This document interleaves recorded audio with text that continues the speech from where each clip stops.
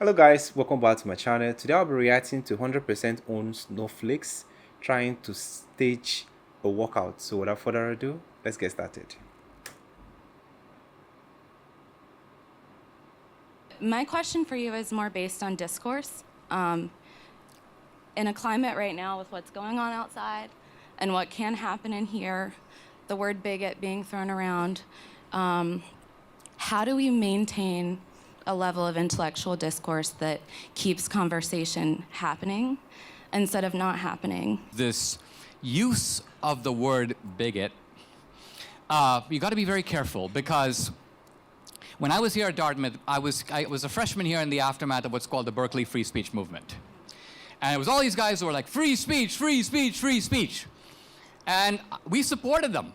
Our newspaper on campus was partly modeled on the Berkeley Barb that was behind this kind of activism. It's only later I realized that when those guys take control, they will immediately start suppressing the speech of others. In other words, they don't actually believe in free speech. They believe in free speech for them. Bigot is a very loaded term. And because it has real sting and applies to real people, there's an effort to try to pin it on people. See, like these guys are walking out, they're too lazy to debate with me. They're not going to. I mean, they aren't. They aren't. Because, I'll tell you why.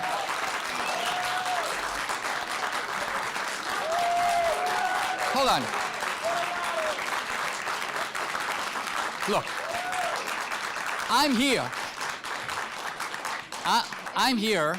This institution, though, you would, think about that. Like, if you respect the institution and the standards that this institution upholds, for you to say that they're lazy is kind of a bit I'm not out saying of that they're line. lazy people. I'm simply saying that they are not willing to do the intellectual work to stand up face to face with me. Look, if I said those things on those posters, and if I believe them, and if they're all true, this is a slam dunk against me. All someone has to do is stand up here, quote my own words back to me in the complete confidence that I would have no rebuttal, right? And crush me.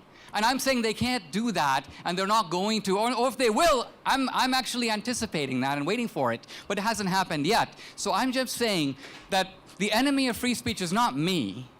The enemy of free speech are the people who would rather have that I never came, that they never would have to have that kind of debate, that they would win this confrontation by default. I think I agree with him. This is what Charlie have been saying. Don't be a coward.